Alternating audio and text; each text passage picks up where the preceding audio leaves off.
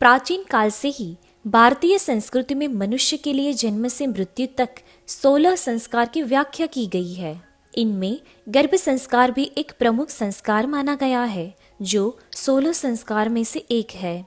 चिकित्सा विज्ञान यह स्वीकार कर चुका है कि गर्भस्थ शिशु किसी चैतन्य जीव की तरह व्यवहार करता है। वह सुनता है और उसे ग्रहण भी करता है।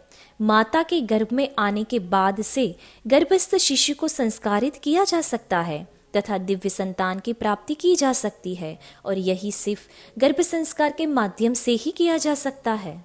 आज साइंस भी प्रूव करता है कि शिशु का 80% of brain development during pregnancy ही हो जाता है। गर्भ संस्कार का विवरण अलग अलग शास्त्रों में भी उपलब्ध है।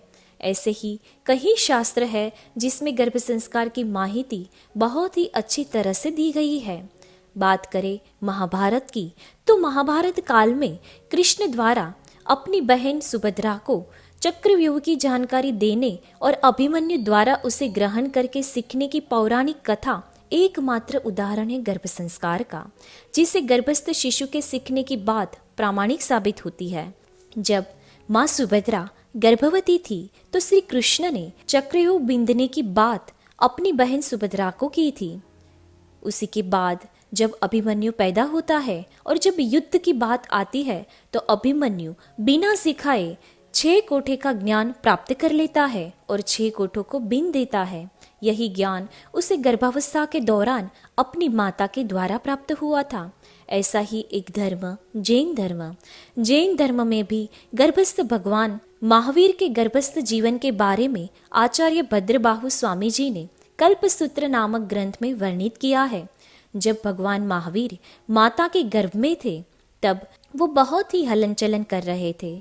तभी माता को ऐसा लगा कि मेरा बच्चा ज्यादा हलन चलन कर रहा है, तो माता की इन भावनाओं को भगवान महावीर समझ गए और चुपचाप से सो गए गर्भ में। तब माता को विचार आया कि मेरे गर्भस्थ शिशु को क्या हो गया, ये तो सुनमुन हो गया। फिर महावीर फिर से माता की भावनाओं को समझ गए और फिर से हलन चलन करने लगे। यही तो प्रभाव है गर्भ संस्कार का। सभी धर्मों में यह बात किसी न किसी रूप में की गई है। बाइबल में भी गर्भस्थ मरियम और उनकी सहेली अलीशिबा दोनों के बीच संवाद हुआ है। वह गर्भस्थ शिशु के संवेदनशील स्थिति की ओर संकेत करता है। अलीशिबा मरियम से कहती है कि आपके गर्भ में दिव्य भगवान के अस्तित्व को महसूस करके मेरे गर्भ का शिशु आनंद से उछल रहा है। मतलब जब कोई दिव्य जीव अपनी माता के गर्भ में पल रहा होता है तो उनका ऑरा, उनके वाइब्रेशन बाहर भी फैले होते हैं। यही तो एक बेस्ट एग्जाम्पल है गर्भ संस्कार का। पौराणिक कथाओं में भक्त प्रहलाद जब गर्भ में थे तब उनकी माँ को घर से निकाल दिया गया था। उस समय देवर्षि नारद मिले और अपने आश्रम में माता को ले गए और अपने आश्रम में उसे शरण दी। वहाँ नारायण नारायण का अखंड जाप चल रहा था और महर्षि नारद ने उसे आध्यात्मिकता और शास्त्रों का ज्ञान दिया।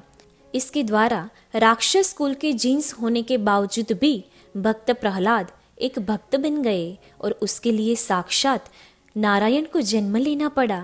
इससे बेहतर गर्भ संस्कार का उदाहरण और क्या हो सकता है। आधुनिक चिकित्सा विज्ञान परीक्षणों द्वारा यह सिद्ध कर चुका है कि गर्भस्थ शिशु माता के माध्यम से सुन सकता है, समझ सकता है तथा ताउम्र उसे याद भी रख सकता है। इसे सिद्ध करने के लिए एक उदाहरण ही काफी है कि यदि सोनोग्राफी करते समय गर्भवती को कोई जाने में ही सोई चुबाई जाए तो गर्भस्थ शिशु तड़प उठता है और रोने लगता है। इसे सोनोग्राफी के नतीजे में देखा जा सकता है। इस दौरान अगर गर्भवती माँ हंसती है, खुश रहती है, तो गर्भस्थ शिशु माँ के गर्भ में ही हंसता है, खुश रहता है। गर्भ संस्कार के ऐसे कई उदाहरण हैं जिससे एक दिव्य संतान की प्राप्ति की जा सकती है। आशा रखते हैं कि आपको हमारा ये वीडियो ज़रूर पसंद आया होगा। धन्यवाद।